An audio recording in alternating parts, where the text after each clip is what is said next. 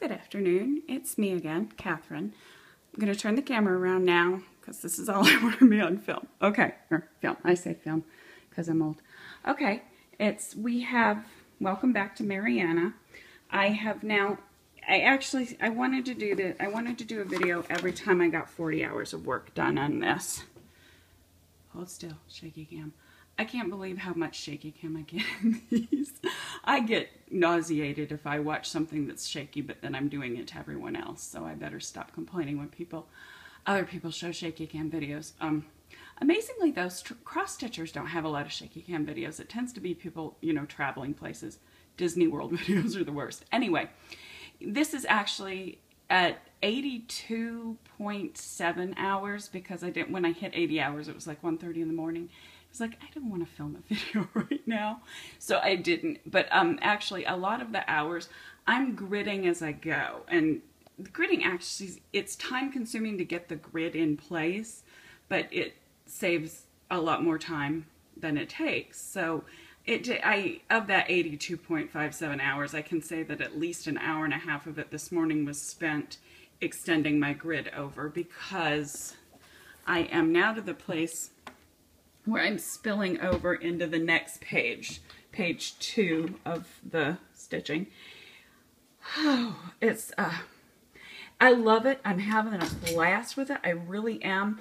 But there are so many times, I had initially started, what I was going to say is there's so many times when I feel like all I've done is like little specks of color here and there. It's like, okay, there's 1 dot, there's 2 dots, there's 3 dots, and it gets kind of, it gets kind of tedious after a while. So I kind of like to take a break and think, oh, let's expand this. I started thinking I'd do block by block, and that worked out fine for a while, but then I was like, I've got this needle threaded, and I want to be able to just move and use this needle. So I've been alternating between parking needles and doing a block and then doing sections of the color of needle. And now I'm on the let's just take this needle and go to town, which as you can see, I've got planned ahead today. I want to get all of this color stitched in. And that's probably, looking at this now, I would say that's probably 2 hours worth of work. This is where the grid saves time, as you can tell, because if I were still counting without a grid, I would have to sit here and count each of these. And now I can just look and say, okay, this is in the 1, 2, 3, 4, 5th grid over, 3rd one down. It's right next to the grid, and I can just go and pop right there and get it done quickly. So even though it's time consuming, it's less time consuming with the grid than it would be. Okay, hang on just a second. I'm going to move the camera back over here. My workspace is such a mess. We went to Walmart yesterday. I think I might get one of those little desks that they make for children and have that here, because right now I'm using these repurposed TV trays, and they're not cutting it. But I also hate to spend money when I've got things sitting around the house that work perfectly fine. Well, not perfectly. They work well enough for what I need. So I'm arguing with myself.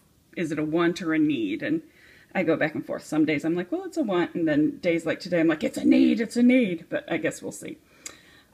So this is Mariana after 82 hours of stitching. I'm loving, you can see how this is really starting to have the quality of a painting. By using all of the blends, it's very much coming together. But then you can maybe also see over on this side how until it comes together, it's just a lot of dots. Now for the scary part. The back. I tell you, this is the worst back I've had on any project, and I'm kind of mortified.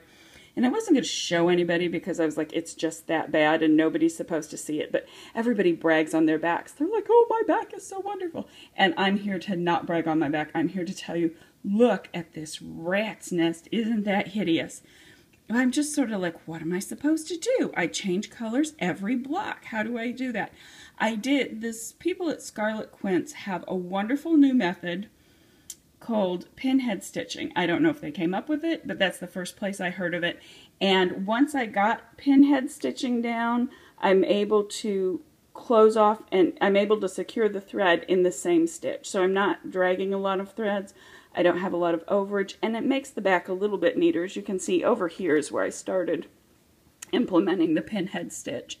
So I have less of a rat's nest, but there's still, I've just given up, and I'm like, you know what?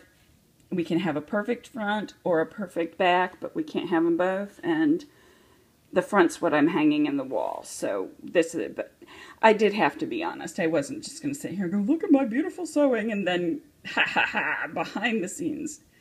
Pay no attention to the man behind the curtain. But yes, so the back is a rat's nest, and I know that, but we'll just have to move on. Anyway, that's where we're at after 80 hours, and, wow, okay. I hope that I will be back in another 40 hours with even more wonderfulness, and in between there I think I've got another couple videos I want to do of some completed projects, and I will come back in at some point, and I'm going to do an example of the pinhead stitch. I'm just figuring out, I think I'm going to have my husband help me film that, because I can't do it and film it at the same time. Anyway, I went over my 5 minutes, and I apologize for taking extra time, but thank you for watching, and I like having you here because it keeps me accountable, and it keeps me working, and keeps me from sloughing off and playing pocket trains. So thank you very much. I hope you all have a wonderful week and enjoy your own projects.